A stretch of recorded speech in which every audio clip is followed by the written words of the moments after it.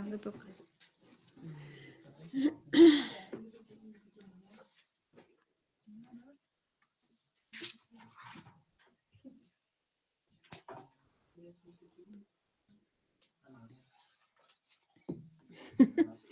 ran out. I can make more. So, good evening, everyone, and welcome to those who are new, who are here for the first time. So, this Tuesday night class has been going for almost 2 months now, and I have been talking about a subject that's very important in Buddhism, which is called the 4 immeasurable thoughts. And these are 4 very positive states of mind: loving kindness, compassion, joy, and equanimity.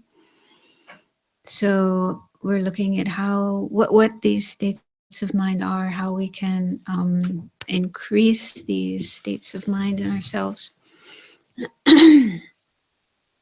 So let's start by reading this sutra called the Metta Sutra. This is the Buddha's own words on loving kindness. He's describing what it is and giving advice about how to develop it.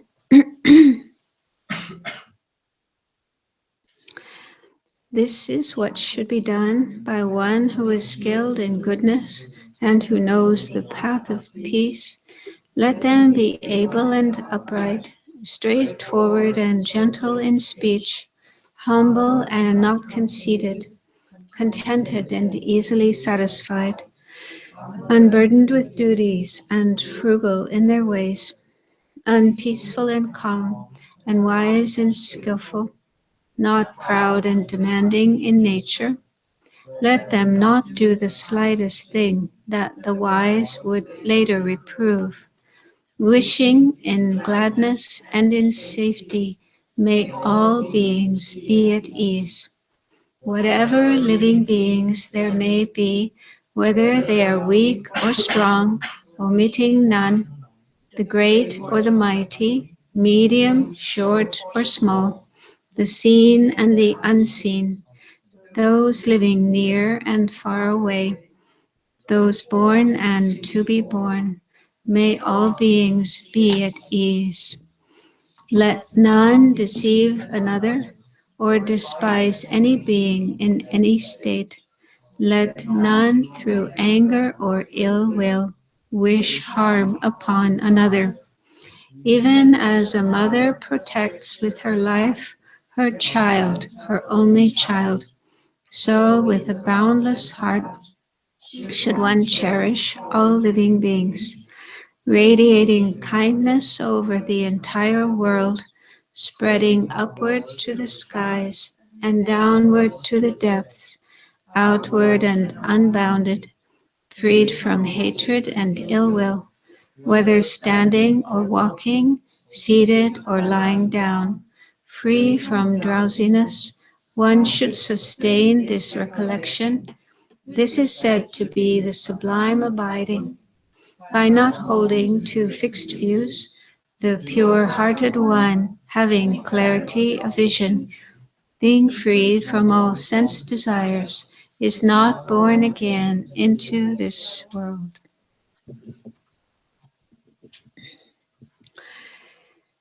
Okay, so we'll start tonight with some meditation, and then I'll move into the top. Yeah, you can collect these papers. We don't need them again tonight.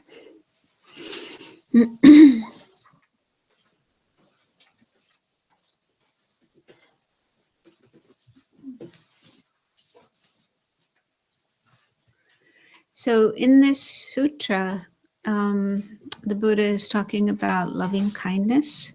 So loving kindness is explained as wishing others to have happiness.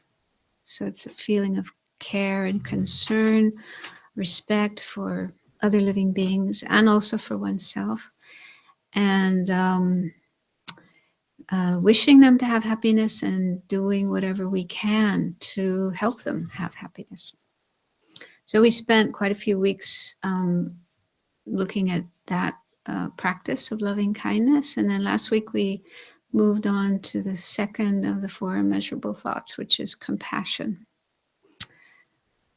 Compassion is a little bit different than loving kindness. It's explained as wishing others to not suffer, wishing others to not have pain, problems, bad experiences, and whenever we can, trying to help others who do have suffering. It's not always possible to do that, but we can sometimes. And so when we do have an opportunity to help others to relieve their suffering, then we try the best that we can. And also we try our best not to give suffering to others, not to cause suffering and problems to others. So that's the basic idea of compassion. So let's do a little bit of meditation to explore this attitude a bit further and see if we can start to get in touch with it. So start by relaxing, sitting in a comfortable position.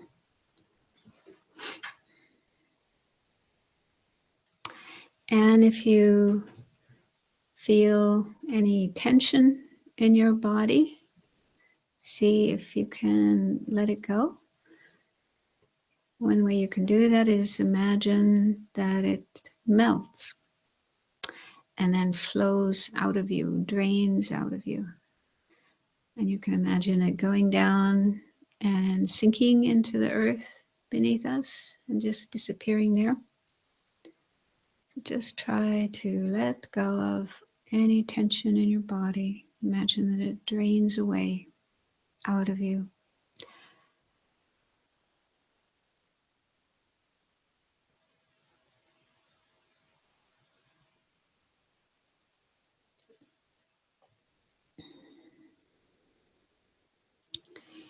And try also to let go of any tension you may have in your mind. So tension in the mind might be disturbing thoughts or feelings like anxiety, worry, unhappiness, irritation, and so forth, as well as thoughts like if you're still thinking about things that happened to you today, or thinking about things that you're going to do tomorrow or anytime in the future. So try to let go of those thoughts and any disturbing emotions as well. So you can also imagine them flowing out of you, draining out of you, and sinking into the earth. Just let them all go. Let them all disappear.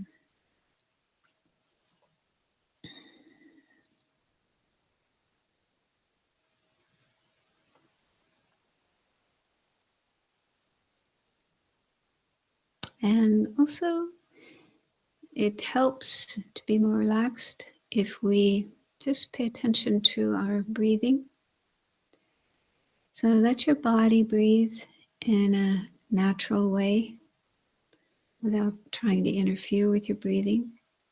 So just let go and relax your breathing and let the breath happen on its own. And with your mind, with your awareness, just be aware. Just pay attention to the breath coming in and going out. So try to do this continuously for one breath after another.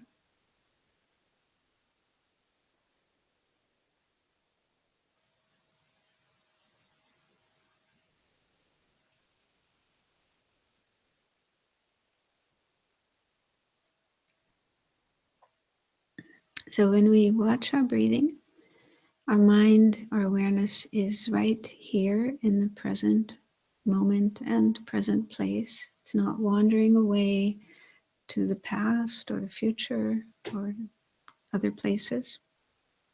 And that's because our breath is happening right here, right now. Present place, present moment.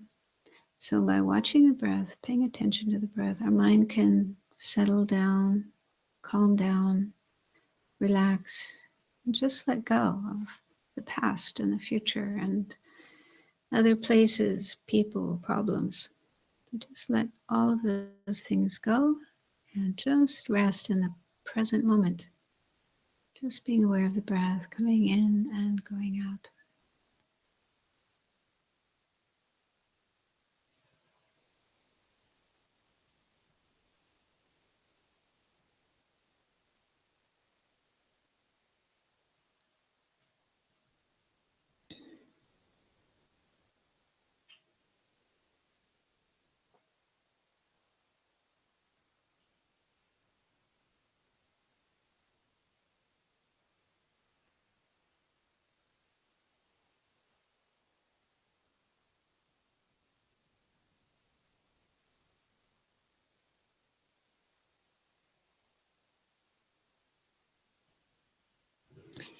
And now let's try to generate a positive intention or motivation for being here tonight.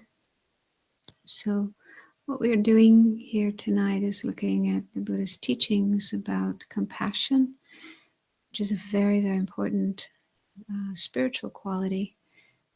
It's also very important just to be able to get along with other people in our life and to make the world a more peaceful, harmonious place. So the Buddha gave teachings on how to have more compassion in our lives, which is good for us, and it's also good for others, good for the world. So if you're comfortable with the idea, see if you can think that your reason for being here tonight is so that you can learn more about compassion and be able to have more compassion in your life, in your relationships with other people, and so this will bring more benefit to you and to others and to the world. So try to feel that you do want to benefit not only yourself but also other people and the world. And so that's why you're here, to learn how to do that.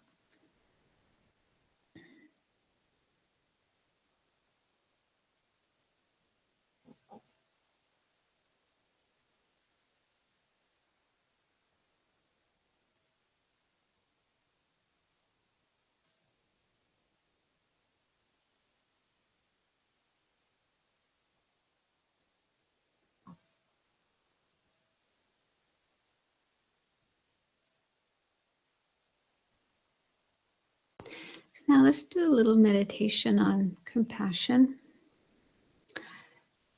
And we're going to try to actually get a feeling of compassion, not just think about it, what it is, but try to actually feel it in ourselves. So one way we can do that is to remember a time when you did feel compassion. So this could be a time when you met a person or just saw a person, could be a human being or another kind of being, and you notice that this person or being was in trouble. They were in pain or they were frightened or they just needed help. Maybe they were trying to carry something and it was very heavy, and so that you could see they're having a hard time. So you recognize this. You recognize that the person needed help and you felt moved or motivated to go and help them. So see if you can remember a time like that when you felt compassion for another person, another being, and try to help them.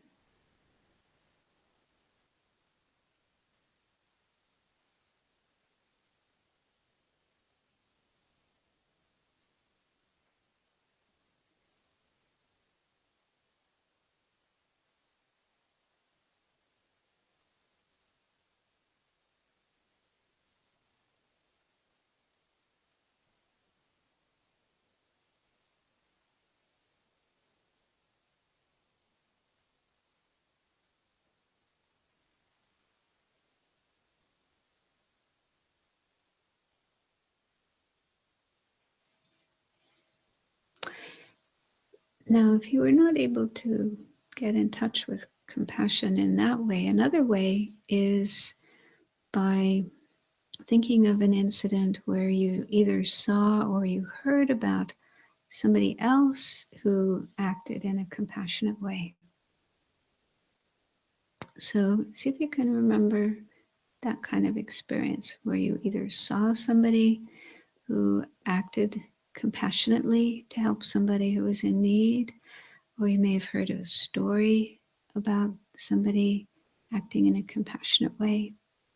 So by seeing or hearing about somebody else acting compassionately, you yourself may have had a feeling inside, a feeling of wow, that's a really, really good thing to do. So you yourself may have felt some kind of sense of compassion in yourself, in your heart.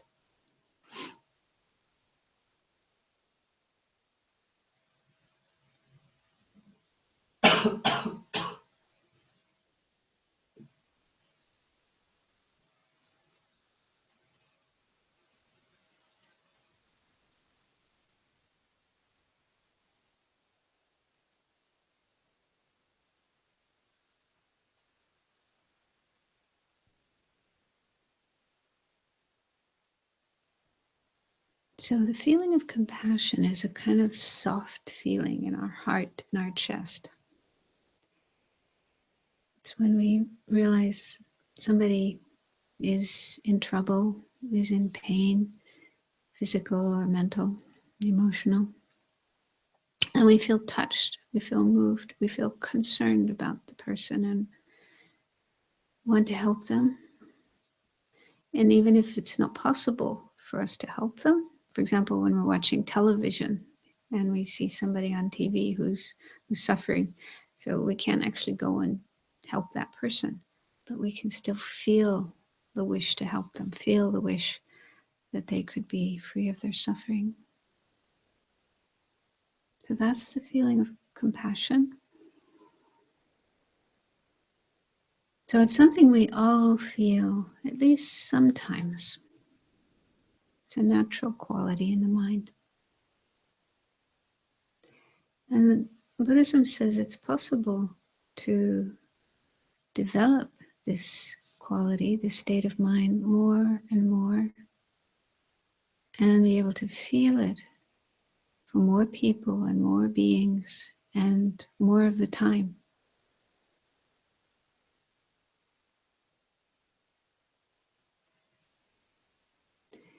And the culmination of this development of compassion is in the state of enlightenment, state of a Buddha.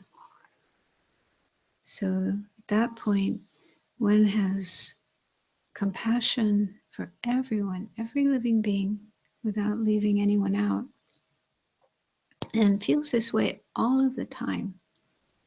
It's not something that comes and goes, but it's constant all the time, looking at other people and other beings, and just feeling this soft, warm, caring feeling for them and wanting to help them, prepared to do whatever can be done to help them be free of suffering and problems and help them find peace and happiness.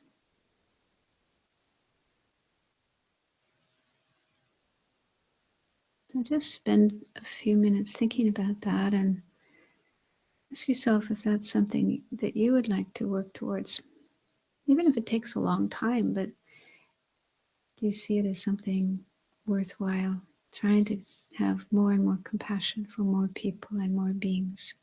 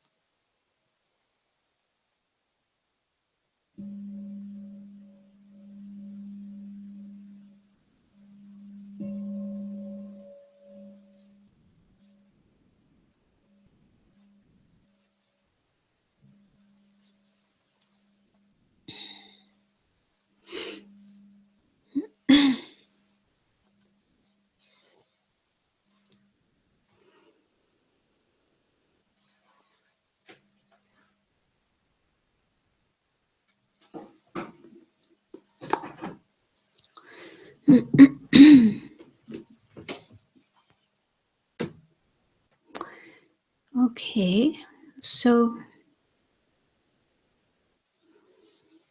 I think it's important that we try to see for ourselves that generating compassion and having more compassion is a worthwhile thing to do, a good thing to do.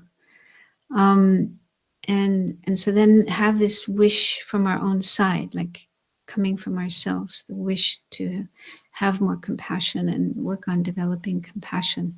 So I think it's important if it comes from ourselves, from our heart, rather than thinking, oh, well, the Buddha said I should develop compassion, or my teacher says I should develop compassion, and therefore I should, although I don't really want to. I don't really see why I should. So then it becomes like, paying taxes. So I think doing meditation and developing compassion, loving kindness, and so forth shouldn't be like that. It shouldn't be like paying taxes, something we have to do but don't really want to. So I think it's ideal if we can see for ourselves that it's a good thing to do, and then we want to do it. It's like, I want to do that because I can see it's good for me, it's good for others, it's good for the world. Does that make sense? So I think it's good to to really think about, well, why should I develop compassion? And when we were going through loving kindness last month and so on, I went through a list of the benefits of loving kindness, which are explained in the text, the sutras, and so forth. So there's kind of a list of about 10 or 11 benefits of developing loving kindness. I haven't really come across a list of the benefits of developing compassion in the same way as there's a list for loving kindness. But I can't help but think, this is just my guess, that the same benefits of developing loving kindness will also come if you develop compassion, because they're quite similar states of mind. They're very beautiful, warm, caring states of mind towards others. So, for example, some of those benefits were like, other people will like you, other people will care about you and want to protect you when you need help and so forth. So I think that that's something that would happen if we develop compassion as well as loving kindness. Yeah. And another one of the benefits was sleeping well at night. You'll be able to sleep well at night. You won't have trouble going to sleep and you won't have nightmares and so on. So that I think, that's also something that would come with cultivating compassion as well as loving kindness. So I think the list of benefits of loving kindness probably also apply to compassion as well. But some other possible benefits that I think of, and you can think about these as well, benefits of cultivating more compassion, that it's something that's good for us and it's also good for others. So how it's good for us is that it's a very positive state of mind. It's a very beautiful state of mind. So I don't know if you were able to get in touch with that feeling of compassion just now when we did the meditation. If you didn't, don't worry. Sometimes doing meditation in this way is a little bit artificial. It's like you're sitting there and trying to generate some state of mind. Sometimes it works, sometimes it doesn't. So don't give up. If you weren't able to generate a feeling of compassion just now when we did the meditation, try again. Try it on your own, or also just in your daily life, when you're doing your ordinary things in your life, you might just notice the feeling of compassion coming up. Like, for example, when you're watching TV or you're watching or reading the news or something and you hear some story about suffering, somebody who is suffering or some people who are suffering. And if you feel something in your heart, some concern, some movement of the heart, that's probably compassion. So try to be aware of compassion when it does arise in you, just naturally and spontaneously. And then try to look at that state of mind and how does it feel? What does it feel like to have compassion? Probably, I hope, notice that it's a nice feeling to have. It's a really beautiful feeling. Unlike anger, when we're angry, when we have anger or hatred, it's kind of not a very pleasant way to feel. So what I'm trying to say here is that if we have more compassion in our mind, that means we'll have this very, very beautiful and very precious state of mind. It's a very nice state of mind. It feels good. So we ourselves will feel good when we have compassion. So the more compassion we have, the better we'll feel. And also, it benefits other people. So it's beneficial for others as well as ourselves. One way it benefits others is that it stops us from doing hurtful things. Yeah. So if we have compassion and it's working in us, it will stop us from saying hurtful things or doing hurtful things, like physical things, to others. Because compassion makes us realize that others don't want to suffer. And if we do things that hurt them, then they will suffer. And we don't want to do that. We don't want to make them suffer. So when compassion is there and it's working, it's actually, having an effect on our mind, then it stops us from harming others. And not only does it stop us from harming others, but it will motivate us, it will move us to help others, to do things that help others when they are in need of help. So then it's good for others as well as ourselves. And it could also be helpful to try to remember times when you were in trouble, or you needed help, or you were sick, or you had pain or something, and people came and helped you, responded to your suffering, and did whatever they could to help you. So that feels really good, doesn't it? That's a really nice feeling. That people notice I'm suffering and I need help, and they're coming to help me. So that's how things should be, really. That's the right way of things in the world. So when that happens, we feel, yeah, that's right, that's good, I like that. So if we can see how we appreciate and enjoy other people helping us when we need help, then it's easy to understand that others are the same. When we can help them, then makes them happy. They appreciate that. So that's one way we can see how compassion is beneficial for ourselves and also for others. And then in the spiritual path, this is true for Buddhism, but it's also, I'm sure, true for other religions, other spiritual paths as well. And it's a very important quality to be able to follow this path. So one of the important qualities or practices in the Buddhist path is generosity, giving. Sometimes it's called charity. And that's when we give. There's different ways of practicing it, sometimes by material things like money, food, clothes. So giving to others what they need.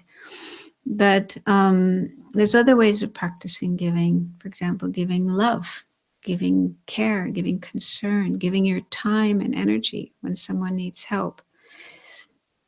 Giving protection when someone is in danger of being harmed or killed or whatever, and you can protect them or save them.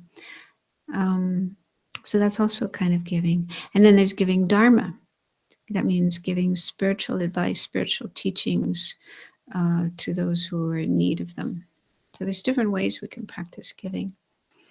So giving to others, is really based on compassion. I mean, ideally, it should be like that. Our acts of giving, charity, and so forth should be motivated by compassion, concern for others, realizing that others need help and wanting to help them.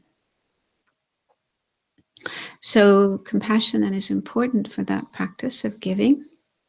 And another important practice in Buddhism is ethics. Ethics means, basically, ethics means living our life in such a way that we stop ourselves from harming others.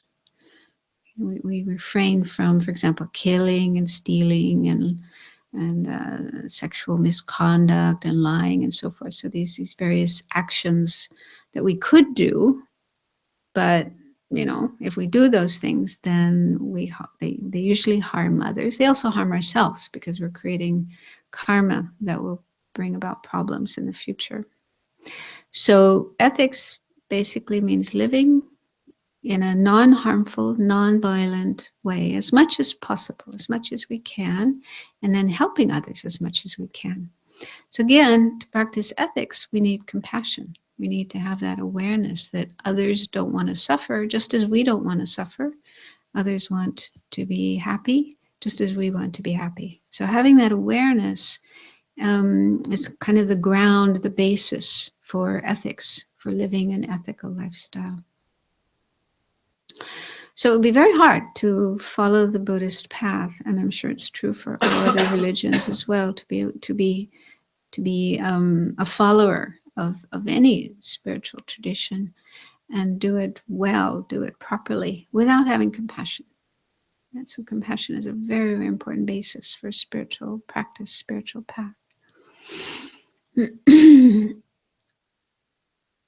And it also helps us to work with our own mind. And one aspect of working with our mind in Buddhism means to be aware of attitudes that arise in us that are harmful, that are destructive. For example, anger, aggression, hatred, and so forth. So these states of mind they come up in us, even though we don't want them, but they pop up now and then.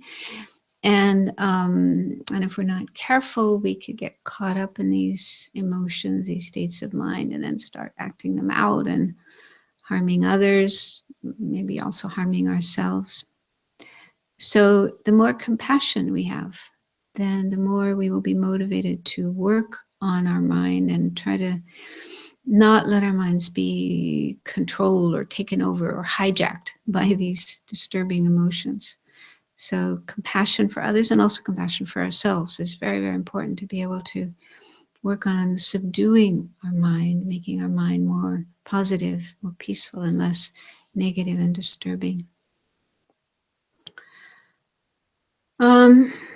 So those are some of the benefits of cultivating compassion that I can think of, but you can also use your own thinking, your own imagination and contemplation, and just, try to think of, okay, well, what's so good about compassion, and come up with benefits of it. Also, I think, what would the world be like if nobody had compassion? Would it be a nice place to live? For example, when there's an earthquake or a hurricane, which are happening all the time, these natural disasters, earthquakes and floods and hurricanes and so forth. So if that kind of thing happened and all of these people are hurt or injured, and their houses are damaged or destroyed, and they need food and shelter and water and so forth. So if that kind of thing happened and nobody went to help them, everyone just looked the other way and pretended nothing was happening, what would that be like? What would that be? Not very nice, right? So it's not like that, fortunately. When these disasters happen, there are many people who respond. Sometimes they immediately jump on a plane and go to that place and just get involved in helping the people who are in need. Or if they're not able to do that, they send donations. They make donations to other projects that are helping, and governments get involved. So this is what happens in the world. And this is because compassion, because people can understand the suffering of other people and are moved by that, or touched by that, want to put a stop to that, want to put an end to that, want to help those people be free of their suffering. So if there was zero compassion in the world, then I think the world would be a very different place, and probably not a very pleasant place.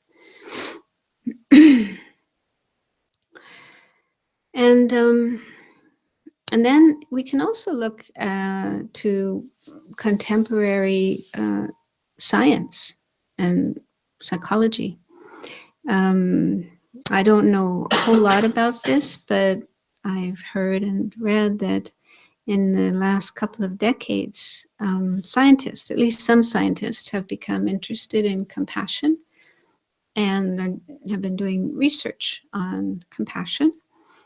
And apparently this research shows that it is a good thing.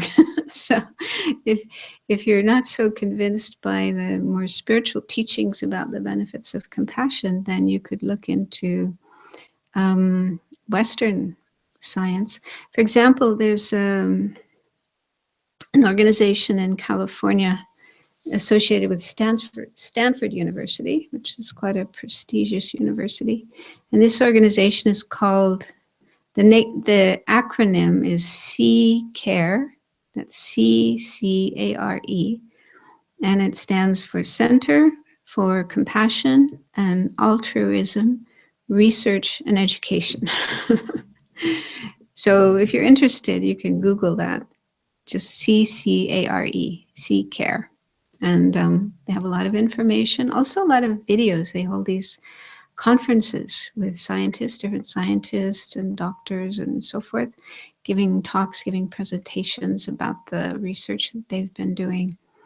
And it's very, very interesting and very moving. So just to read, this is a book. This is also a very interesting book about compassion. The title is A Fearless Heart, and it's written by Thupten Jinpa, who has been the translator, one of the main translators for the Dalai Lama from Tibetan into English. He was a monk for many years, and he completed his studies, his monastic studies, became a geshe. And then he went to Cambridge University and got a degree in Western philosophy. So he's very knowledgeable both about the Buddhist side of things and the Western side of things. He's one of the people involved in this organization, CCARE. And he developed a program to train people in compassion. So that's what this book is all about this training program, and how it developed, the background to it, and then what the results of it are. I'm only halfway through the book, so I haven't finished, but it's very, very interesting. So just to read something from this book. He says, today there is growing recognition, even within science, that the selfish view of human nature is simplistic. So this is related to, he's saying historically in the West, especially since the time of Darwin and the theory of evolution, there's been this view that human beings are basically selfish and competitive. That's our nature. The nature of us human beings is we're selfish and we're competitive. So it's not a very optimistic view of human beings. But he's saying that this is starting to change now. And in addition to self-interest, our scientific picture must also embrace the fundamental roles that caring and nurturing instincts play as drivers of human behavior. So nowadays, scientists are starting to recognize that human beings are not only selfish and competitive, but we take care of each other. For example, mothers and fathers taking care of their children, and family members taking care of each other, and so on. So they're starting to recognize that, yeah, people do cooperate with each other and take care of each other. We recognize cooperation operating in human evolution alongside competition. One important force within this new scientific movement has come from the study of empathy. In disciplines ranging from non-human primate studies to child development psychology, as well as neuroscience and neuroeconomics, a subset of economics that uses neuroscientific methods to study economic behavior, new research shows that we are motivated by empathy. So there's studies that show that human beings do have empathy, and not just human beings, other kinds of beings as well. and that this is actually a natural quality. They've done some studies on very young children, very small children, and did some experiments and found that even very, very young children, like 6 months old or 1 year old or 18 months old, they do show signs of natural empathy and compassion, caring behavior, without being kind of, forced by their parents and just coming up naturally in them. For example, there's this one study that was done on 6-month-old children, or babies. I mean, basically they're babies. So they had a puppet show. And in the puppet show, there was one puppet who showed helping behavior. Yeah, this puppet behaved in a helping way. And then another puppet showed kind of harmful behavior, kind of interfering and, being nasty and so on. So then after the puppet show, after the children watched this puppet show, then they would, show them the different puppets and ask them to choose one. And most of the children chose the puppet that behaved in a helpful way, not the one that behaved in a harmful way. So that they take that to show that children do recognize helping behavior and have a preference for helping behavior rather than harming behavior.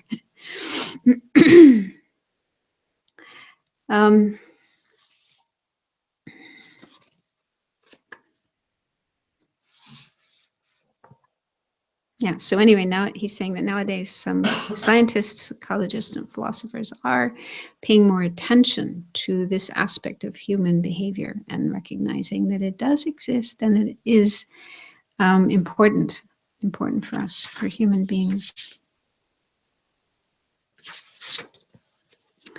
What was the name of the book? It's called A Fearless Heart. Why Compassion is the Key to Greater Well-Being is the subtitle.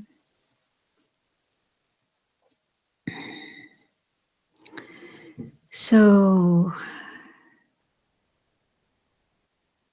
I think it's helpful to think about, to do research and learn more about compassion and the benefits of compassion, to think about it, contemplate it, reflect on it, meditate on it. And hopefully by doing this, we will come to feel that compassion is a good thing and that we want to develop it more. And then, like I say, the wish to develop compassion will just come from inside of us, from our heart, rather than, we're doing it because somebody else asked us to do it. And I think it is important to have this energy or enthusiasm to develop compassion, because it does take effort. It's not something that's just going to pop up, in us all the time. We do need to, Buddhism teaches that there are practices that we can do, things that we can do to have more compassion. But it does take time, it does take effort. It is something we have to work on, we have to train in. Just like if you want to be strong, you want to have muscles, you have to go to the gym, every day or a few times a week and really work out. And so it's similar, if you want to have a strong compassion muscle, strong sense of compassion in yourself, you need to put time and energy in on a regular basis. And also, there are certain states of mind or attitudes within us that can interfere with our compassion. And so we need to be on the lookout for these. So this is what I'm going to talk about next. Are there any questions so far before I go on? Anything that I've said that's not clear, or am I talking too fast?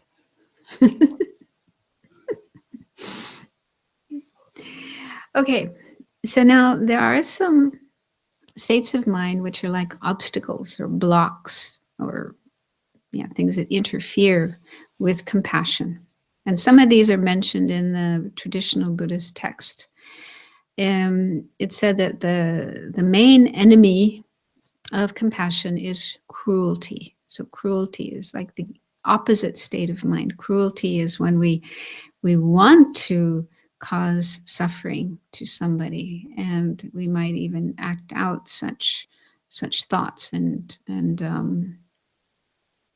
do something to cause suffering. So we hear stories about terrible things that people do to other people, like torture and children, even children sometimes will torture little animals or little insects or their younger brothers and sisters and so forth.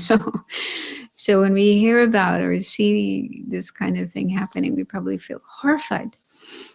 And we might feel, oh, I don't understand how people can do such things. That's so terrible.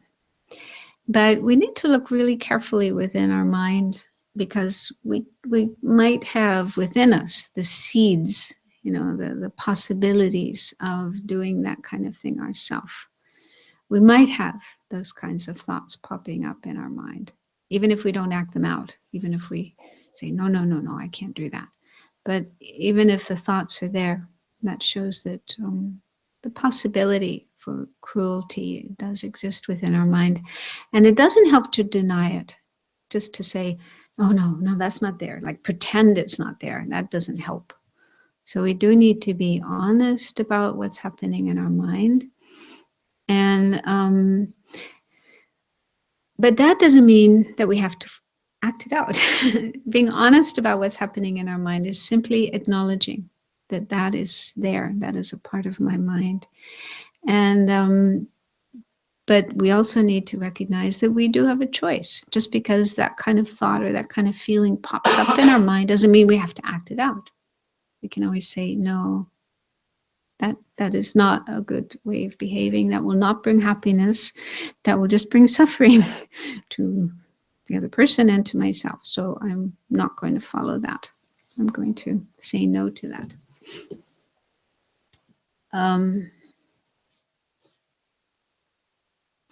I think if we can acknowledge that we ourselves have that type of thought or that type of feeling, that's a helpful thing to do, because then we can have more understanding and more compassion for other people who do act out those kind of thoughts, rather than judging them, rather than saying, oh, those people are terrible. How could they do such a thing? But if we recognize that we ourselves have similar types of thoughts, we could do those kinds of things for ourselves. I mean, you just never know what can happen in your mind if you find yourself in a really difficult situation. I don't know if you've read stories about the Holocaust, and people who were in the Holocaust, in the concentration camps, and in those conditions, freezing cold and starving and having to work really hard and being treated horribly and so on. So in those kind of situations, you just never know what kind of thoughts, what kind of feelings, what kind of behavior might come up in you. Yeah. And there were stories of people killing somebody else just to have a little piece of bread. So, I mean, we might think that kind of thing is terrible, but then if we ask ourselves, but if I was in that situation, what would I do? How would I respond? How would I behave? Would I be like a saint and give away my piece of bread to somebody even though I'm hungry? Or would I find myself acting in that way? So it's not helpful to be kind of complacent and think, oh, I'm very good and I'm very pure, and look down on other people who behave in really terrible ways, as if that would never happen to us. It's important to understand, well, we might behave that way ourselves. We just never know. Okay, so that's one obstacle to compassion. So if we do notice thoughts of cruelty, and one possible thought of cruelty, even if it's not the thought to actually harm somebody, but we might find ourselves feeling happy if somebody we don't like meets with misfortune, right? So some enemy, somebody we don't like, or somebody we're competing with, something bad happens to that person. And secretly inside of our mind, we might feel this little kind of joy, this happiness, ha, ha, ha, So that's kind of like cruelty. That's like the opposite of compassion, right?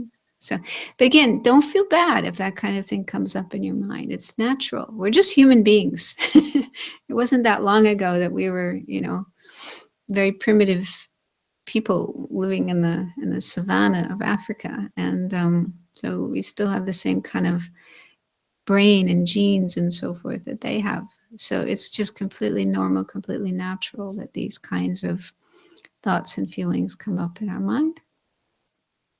So acknowledge it, accept it, but recognize that's not a helpful state of mind, not helpful for compassion, not helpful for good relationships with other people.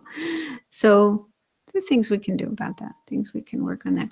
And actually the best thing to do is to have more compassion.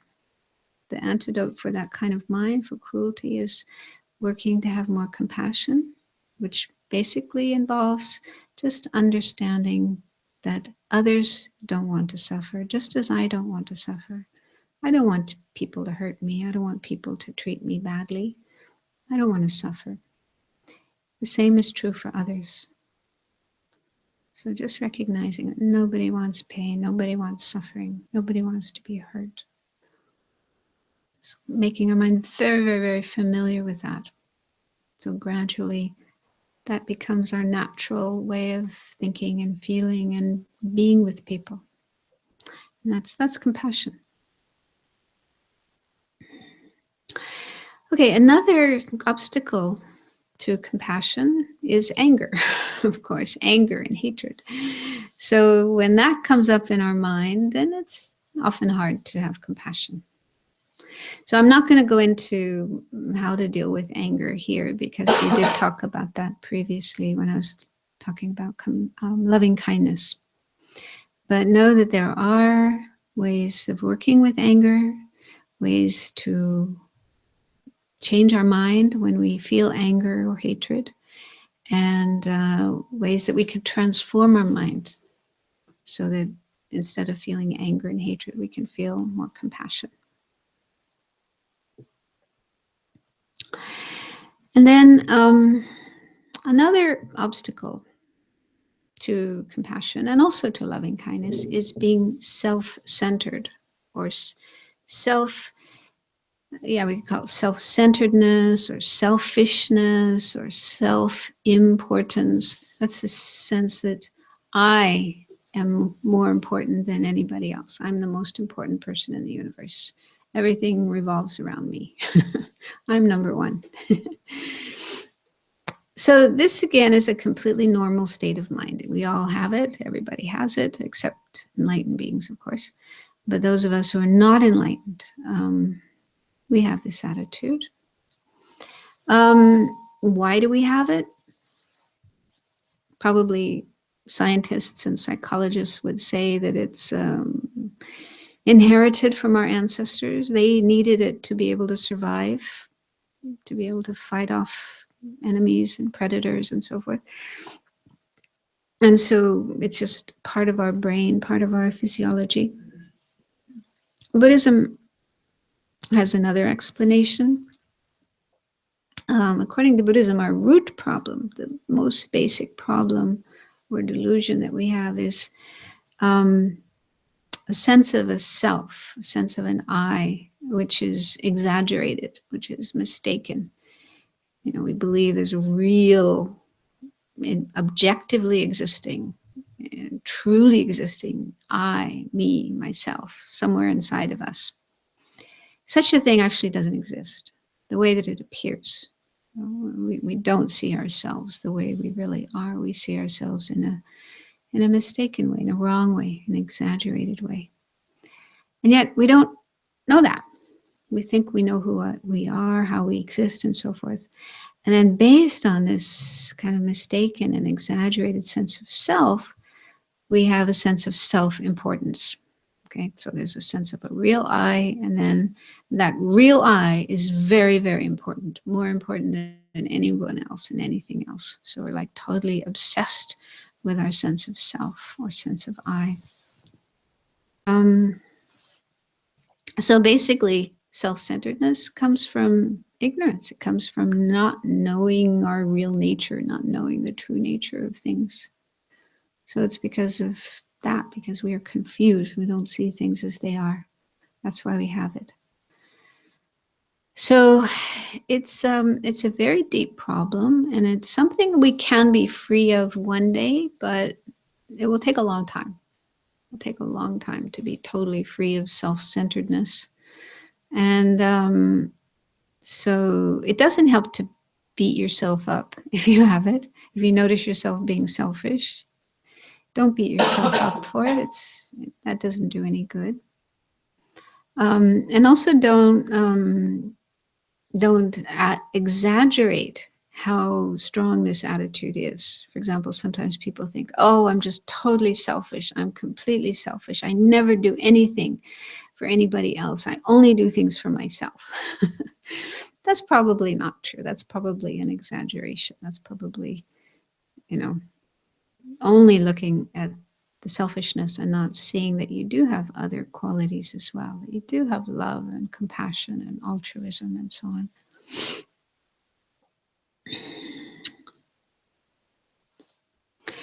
So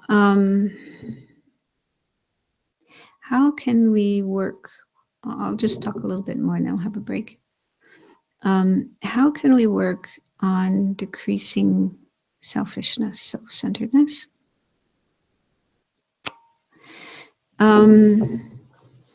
One way is to compare our experiences of acting in a self-centered way, a selfish way, as opposed to when we can act in a more altruistic, meaning caring for others. So that means looking at our actual experiences, trying to bring to mind actual experiences when we were selfish. We put ourselves first, me first. And how did that feel? How did that go? What was that like? And then look at experiences when we were able to not be so focused on me, but more focused on others, or one other person, or a number of other people, and really put more concern into them and helping them and so forth. And how did that feel? And how did that go? So just comparing those two kinds of experiences, so being self-centered, being altruistic. Which one feels better? Which one works better? So that's one thing that's really helpful. And again, by doing that, you're seeing your own experience. You're able to see your own firsthand experience. I read about a study that was done in Harvard Business School, where they asked people to compare when they buy something for another person or they buy something for themselves. Which way feels better? And the majority of people said they felt better when they bought something for another person. That felt better. That was more pleasurable, more enjoyable. To buy something, give something to somebody else rather than themselves. And this is America, where people are very, very absorbed in themselves and materialistic and so on. But there's a lot of compassion there as well, a lot of compassion and giving. So that's one way we can just maybe learn to be less selfish, because we'll probably realize that it does feel better to be more altruistic and less selfish.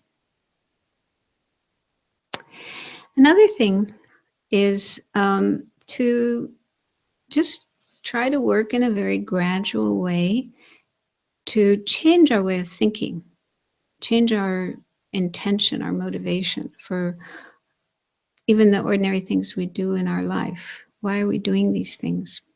Are we doing them just for me, just for my happiness? Or do we want to make our life more beneficial for others? So you've probably encountered this idea. It's called generating an altruistic motivation, or bodhicitta motivation in Tibetan Buddhism. So the Tibetan teachers, again and again, encourage us to always try to start our actions with a motivation that thinks of others, wanting to help others. And on top of that, wanting to become a Buddha, enlightened, so that we can help others. So they're saying when we meditate, when we study, when we do any kind of spiritual activities, try to do it without motivation. I'm doing this not just for me, this one person. I'm doing this for others. Doing this for other people, for other beings. I want to help others. So if we make a practice of that, like it's like training our mind to think that way. Even if we just spent a few minutes each day, for example, in the morning when you start your day, you could just spend a few minutes thinking, I really want to help others. I want to make this day helpful for others as much as possible. You know, so even doing a few minutes of that, your mind gets more familiar with that state of mind, that attitude. And slowly it will become more natural, more spontaneous, not something you're forcing yourself to do, but it's just kind of your natural way of being, your natural way of thinking and feeling and doing things, that you're thinking of others. So I think that's a very good way of learning to be less self-centered and more altruistic, more compassionate and loving. And I just want to share something. And I came across this, I don't know when, a couple of years ago. It's a kind of song, or maybe it's more like a rap, because it's not really singing, but like rap. And it's by a lama named Sakyong Mipam. He's the son of Chogyam Trungpa Rinpoche, who was a very famous lama. He passed away now, and this is his son, and he's the director of this organization called Shambhala. So he did this song. It's called "What About Me." So you can Google it later and listen to it, and there's a video with it as well. But I just got the lyrics. It's quite cute. So it goes like this: What about me? That's my first thought every morning. What happened to me? It's the last thought every night. Has this gotten me anywhere? Any more friends? Any more love? It should. It should have by now. In fact, by now I should be a bundle of joy because I say this mantra every day. What about me? What about me? What about me? In fact, it's embarrassing. I say this mantra all day long, like the beating of my heart. What about me? What about me? When I take a shower, I think, what about me? I hope this shower makes me feel happy. I hope this kiss makes me feel happy. I hope this lunch makes me happy. I hope these clothes make me happy. I hope this donut, this cup of coffee, this new affair, this new job. What about me? What about me? What about me? And so on and so forth. So he goes on like that. And then he says, you know what? None of it will make you happy unless you do one simple thing. Change me for you. Just wake up in the morning and try something wild. Just wake up and not me. Instead, you be happy. May you be happy. May you be happy. What about you? That's my first thought every morning. What happens to you? It's my last thought every night. It has given me so much more love, so much more joy, and so on and so forth. So that's just part of it, but it's kind of nice. What's his name? Sakyong, Sakyong, Sakyong, and then Mipam, Mipham. He's considered the reincarnation of this great lama named Mipam Rinpoche.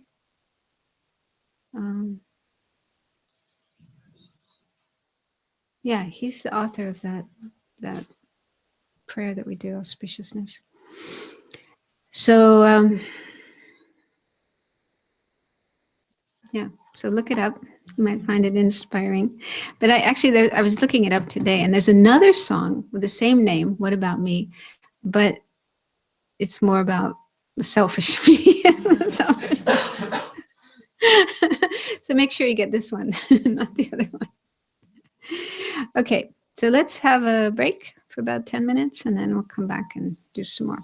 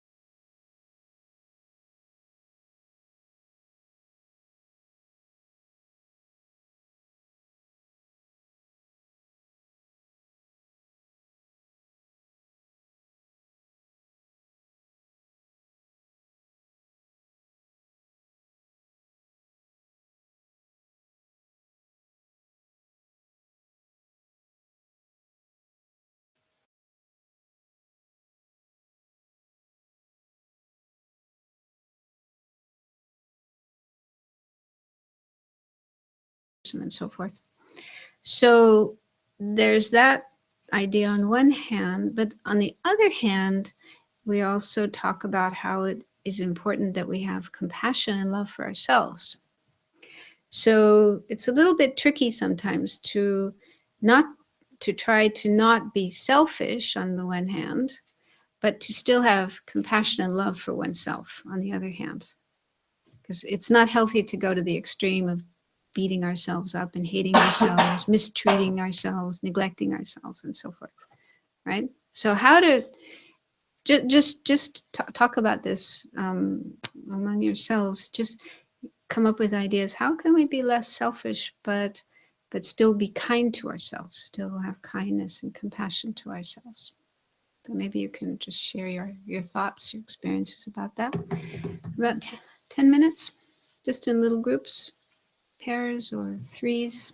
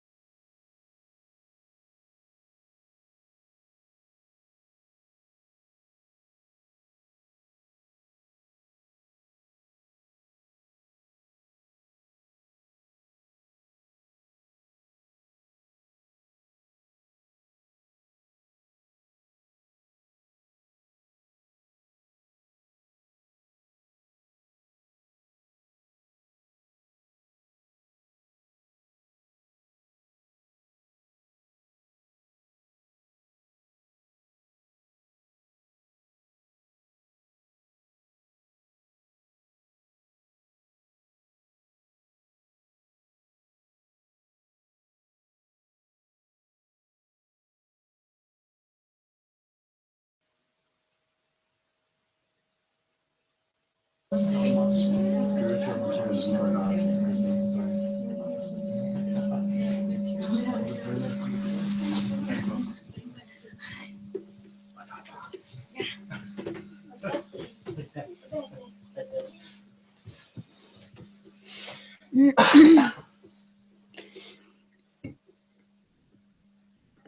did you find any solutions to that problem that you'd like to share with everybody else?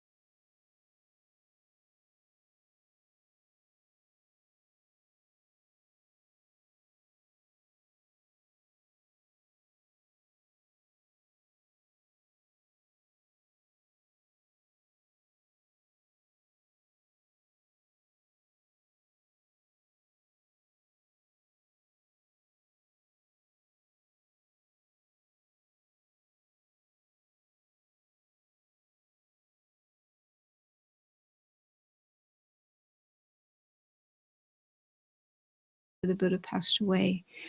And in that tradition, the goal is what's called nirvana, or sometimes it's called self-liberation. The idea is to liberate yourself, to free yourself, to get yourself out of this situation of suffering and confusion and delusion and so forth. So getting yourself out. And the Mahayana tradition, the ideal, the goal is not just freeing yourself from suffering, but freeing everybody else as well. Like the term Mahayana can be translated as great vehicle, and the analogy sometimes used of a great big ship that has room for everybody instead of just a bicycle that has room for one person. So you have a bicycle, you're taking yourself somewhere, but if you have a great big huge cruise ship, that can hold everybody, and then you're taking all of them with you to enlightenment. So in that tradition, the Mahayana tradition, this point is particularly emphasized, that we need to think of others, to broaden our view and expand our view, and think that we're doing this for others and not just for me. So there's a lot of talk about trying to decrease self-centeredness and increase altruism. So yeah, that's just part of this tradition, the importance of learning to be less self-centered. And there's a term that's often used, at least in the Tibetan tradition, they call it the self-cherishing thought, the self-cherishing attitude.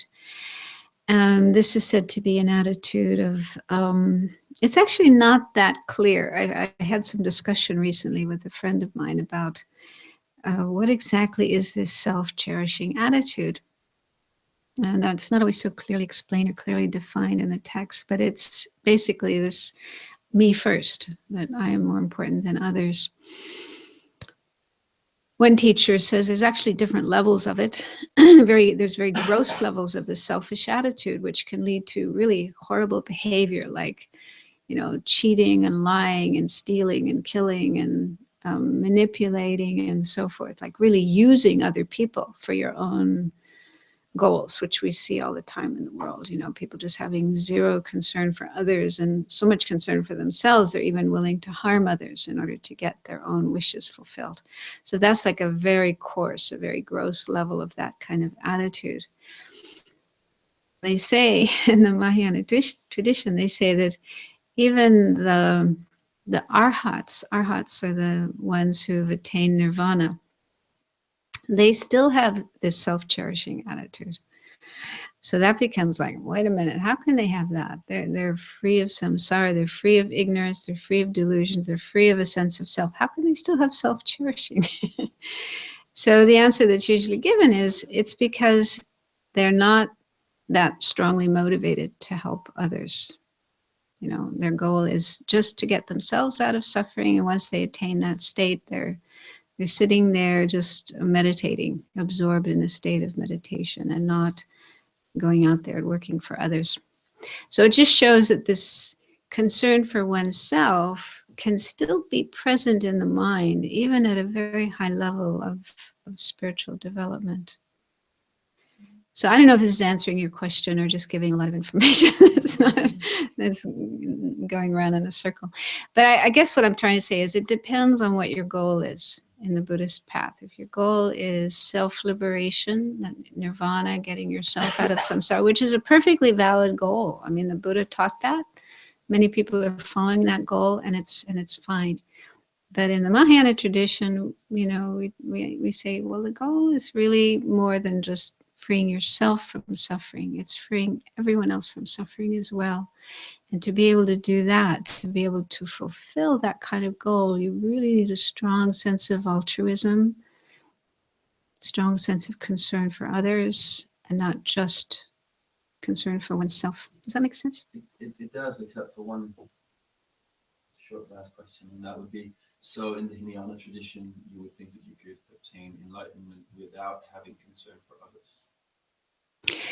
Well, the term enlightenment is a little tricky because there's different kinds of enlightenment. So there's the enlightenment that a Buddha attained, which is sometimes called full, perfect, complete enlightenment. So that goal, Buddhahood, full enlightenment, can only be attained if you overcome concern for yourself.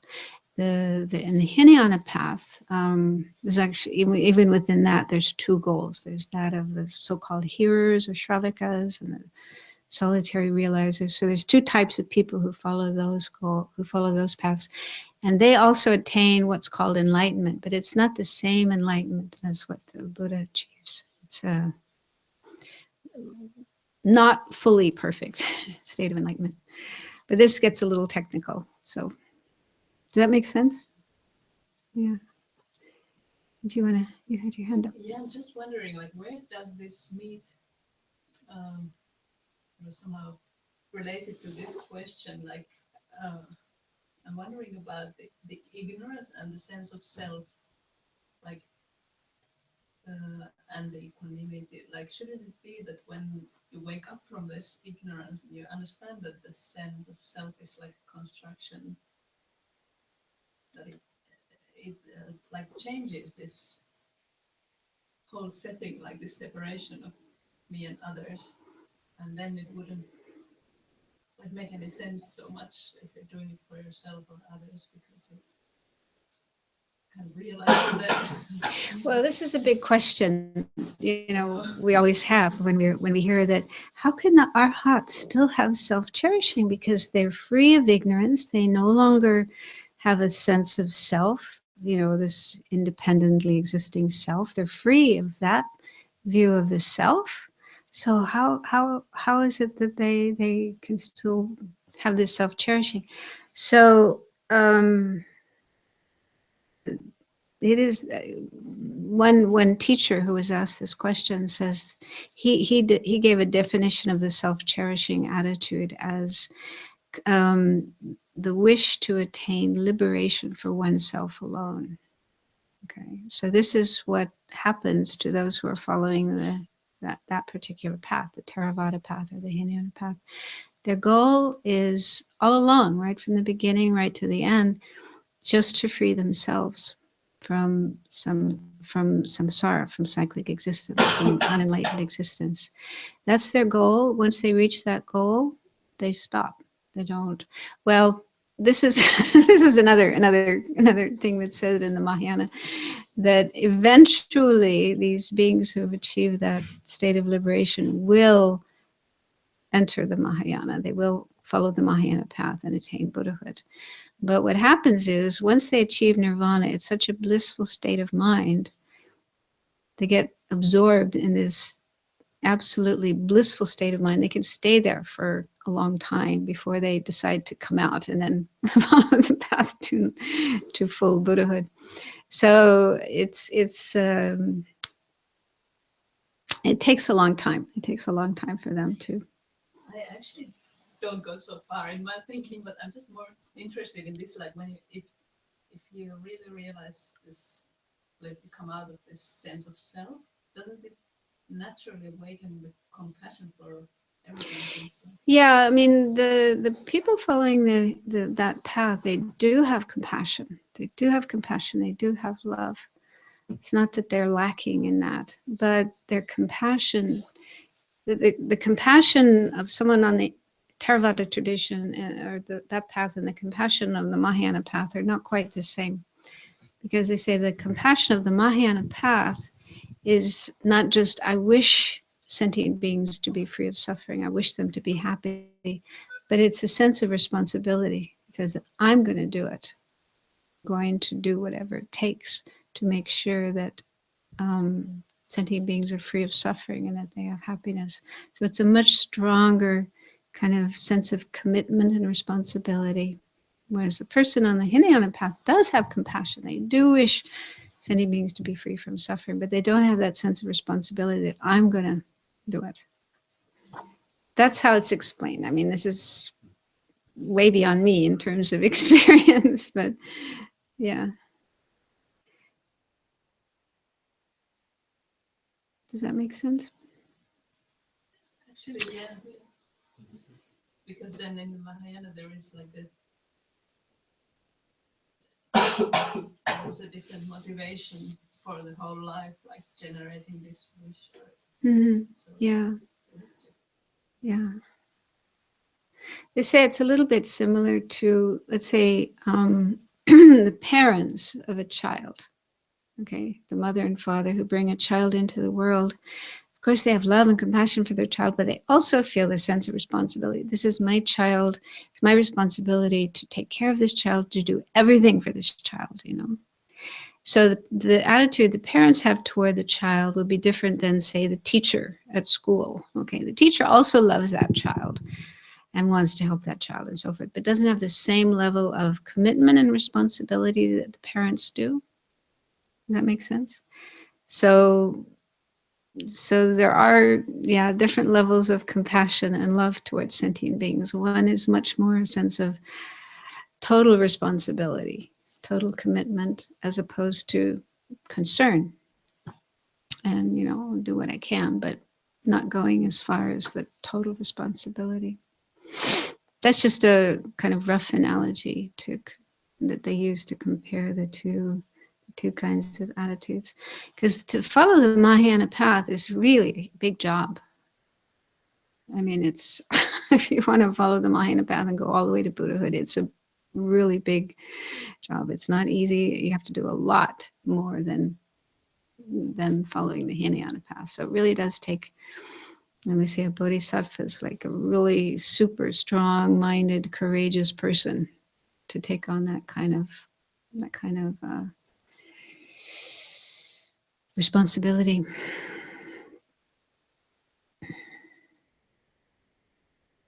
Not easy.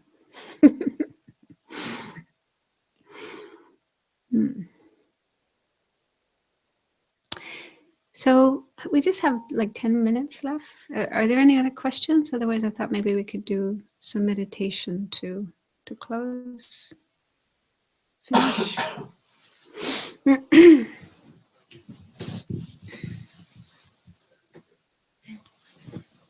So we have been talking about compassion, trying to get a better understanding of what it is, but ideally, compassion is something we want to feel in our mind, to generate in our mind.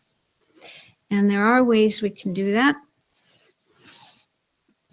So let's just spend the last bit of time we have doing such a practice, such a meditation.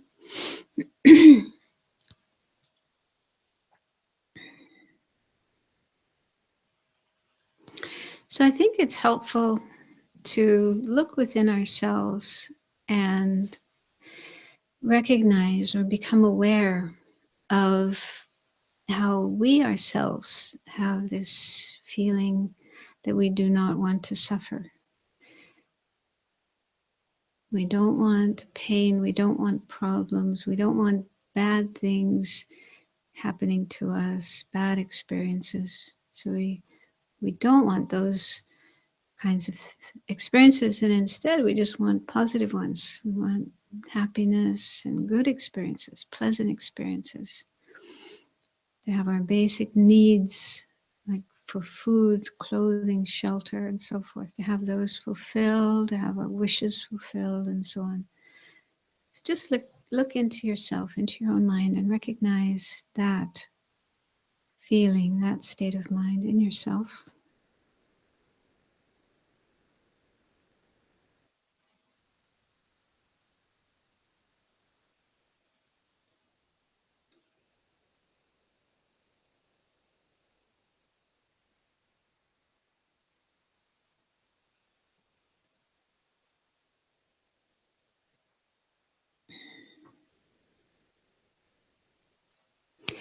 And please do not judge this state of mind, thinking that it's wrong to feel this way, that it's selfish. There's nothing wrong, nothing selfish about this basic wish for happiness and to avoid suffering. Because according to Buddhism, we should be happy and we shouldn't have to suffer. Our real nature, our true way of being is that we're pure. Our mind is basically pure and good and positive, and it's just temporarily obscured by confusion and delusions. And those can be cleared away, and we can get back to our real nature, our real way of being. And that is a state of being happy and free of suffering.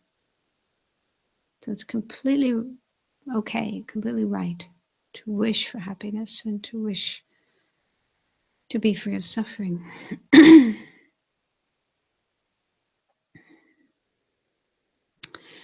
But it's important to recognize that we are not the only one in the world who feels this way.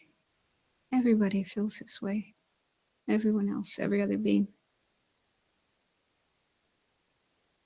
So start by thinking about someone you care about, a friend or a family member, someone important to you. Think of that person, try to picture that person.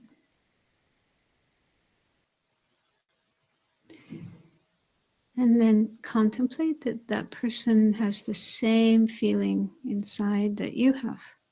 That person wants to be happy, wants to not suffer, to not have problems, just like you.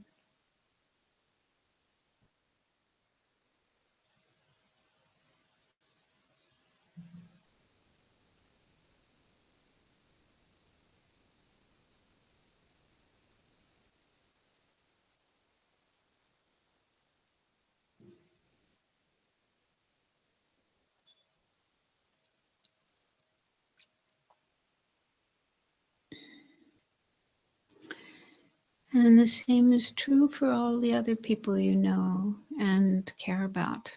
All your friends, all your family, all your loved ones. They all have that same feeling inside of them. They want to be happy. They don't want to suffer.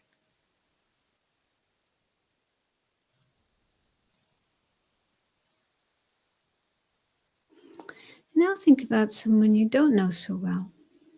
For example, you could think about one of the other people sitting here in this room.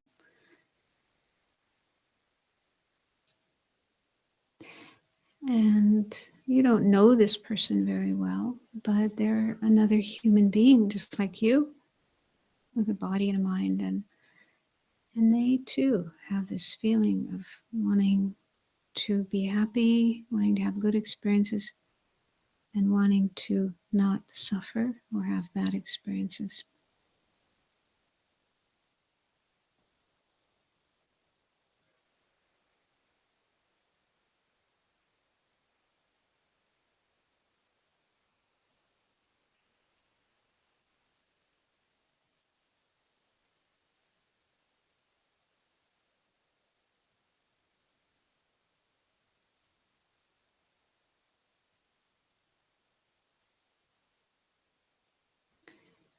And the same is true for all the other people in this room.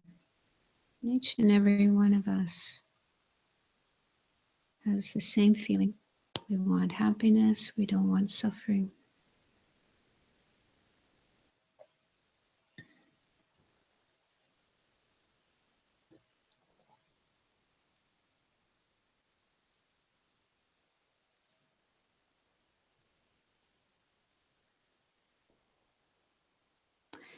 And the same is true for all the people in the city, Copenhagen,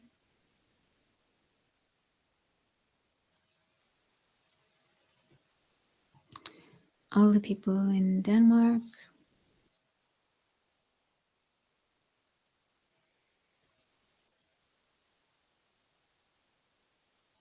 all the people in Europe,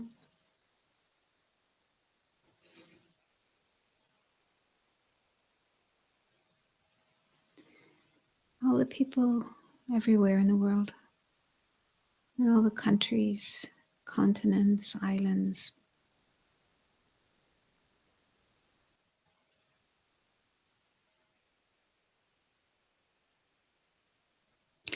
And Buddhism says the same is true for not just people, but animals, insects, birds, fish, all living creatures.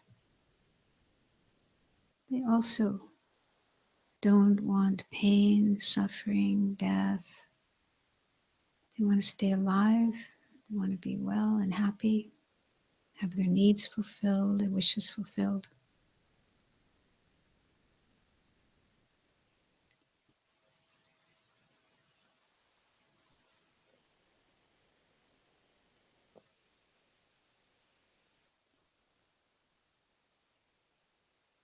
Now see if you can think how nice it would be, how wonderful it would be if all people and all living beings could be free of pain, suffering, problems, bad experiences. And if they could all have happiness and peace and good experiences.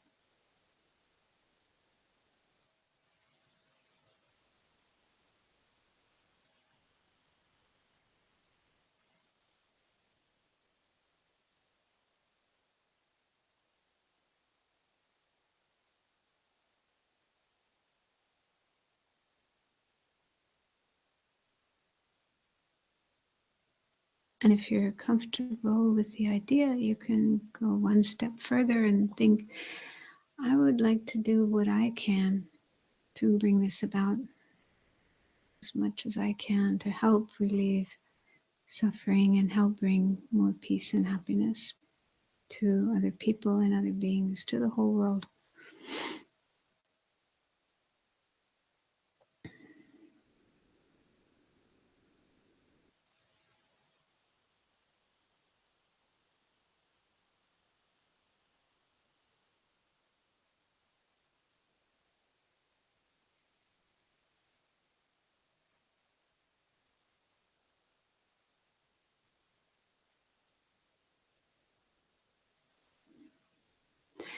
So now let's dedicate the positive energy that we have accumulated here tonight by coming together, doing meditation and listening and thinking about and talking about these teachings on compassion with the wish to benefit others as much as we can.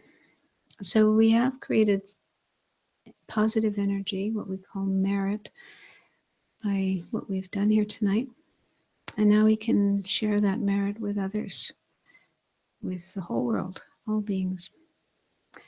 So we can generate the wish that this positive energy we've created will bring peace and happiness and freedom from suffering and eventually enlightenment for all of us and for all other beings.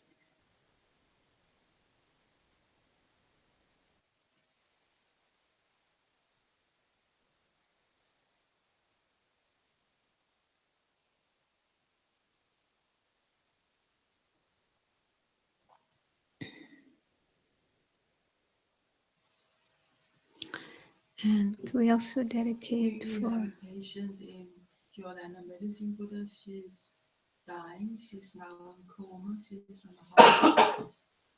So also we pray for her that she will have an auspicious day. and good rebirth. Yeah.